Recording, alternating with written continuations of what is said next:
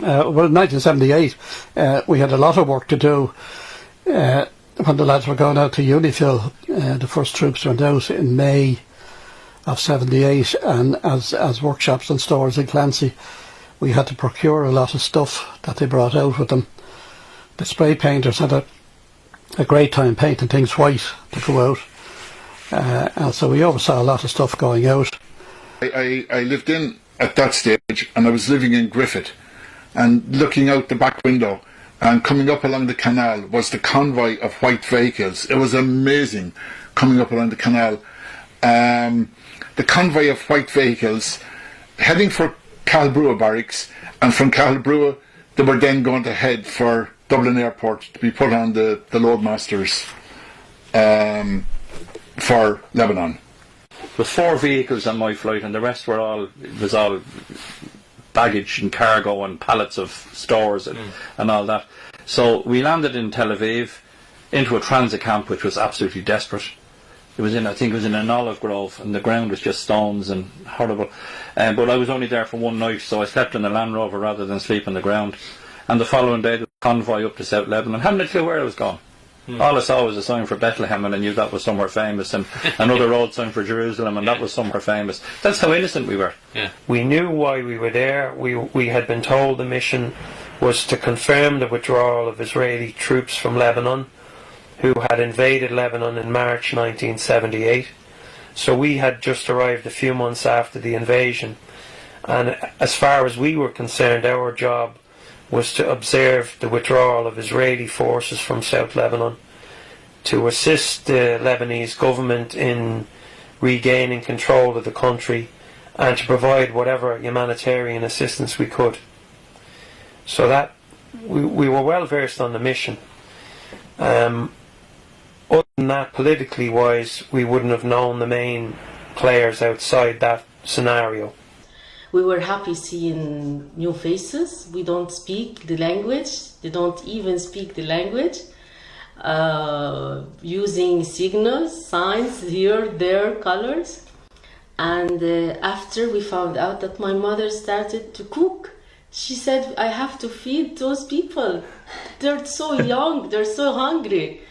And really, my mother and my sister started to cook and to help them, because they were, trying to get used to the area, get used to the situation.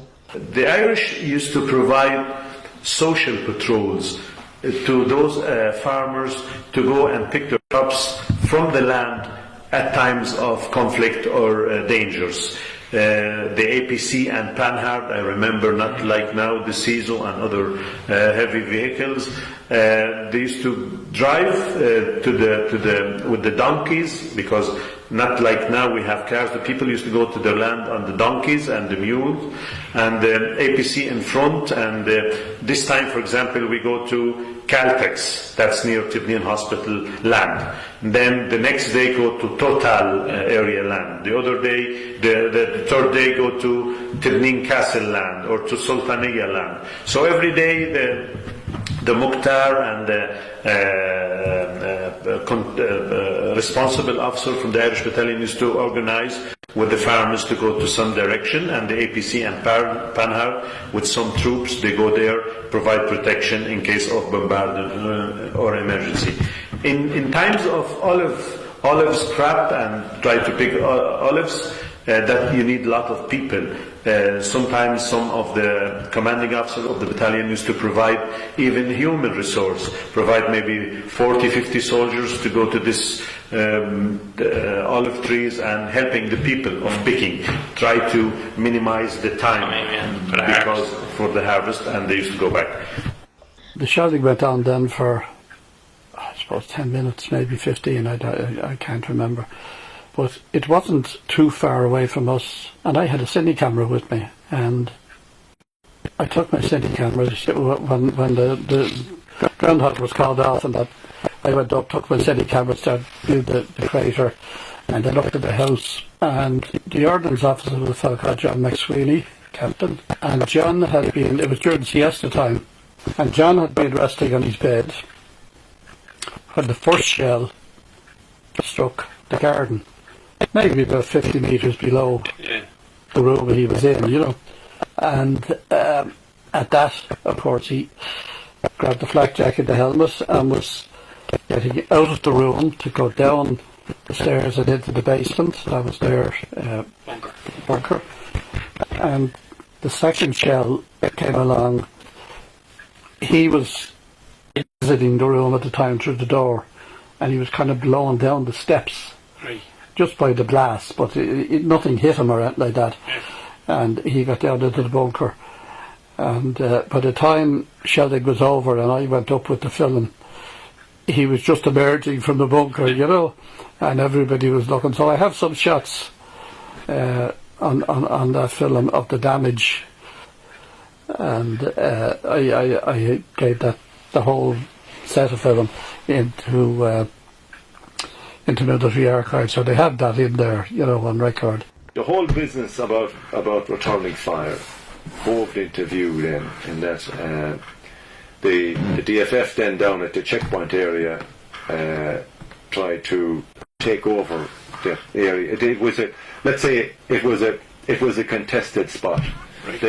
They held part of it, we held another part of it. We had the road closed at this stage.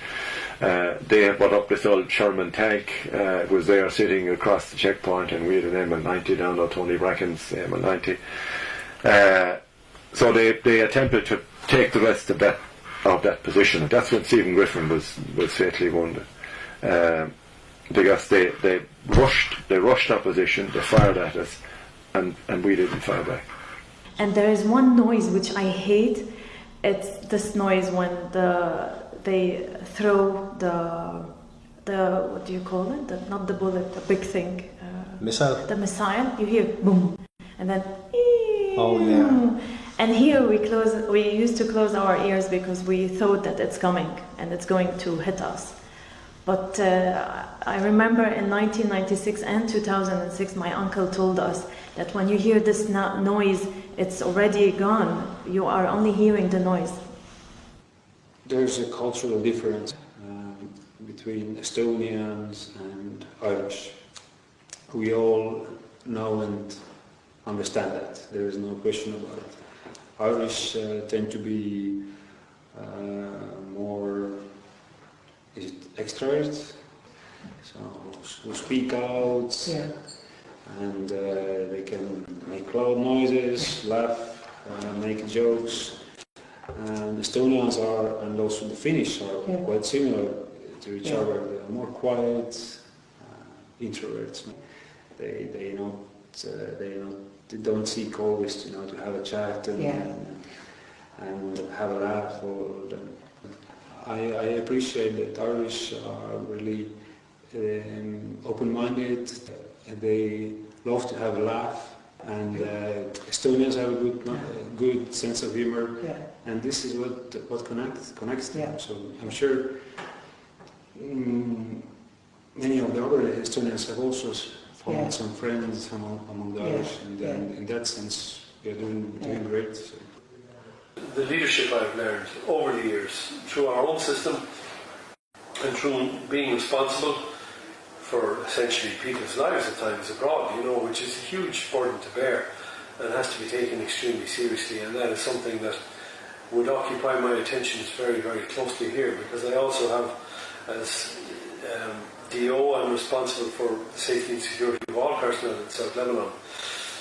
So this mission is 10,500 strong. It's got a naval element, it's got the land component, it's got an air element. And it is working well. It is regarded as, and I'm not blowing my trumpet now, it's the work of a lot of people before me, but UNIFIL is regarded as probably the most successful peacekeeping mission in the world, bar none, and develops best practice and we're very proud of that. We work to develop best practice, we don't rest. We look at everything, we see how it can be improved, and then we make the change. That's a huge archive in Lebanon for the Irish.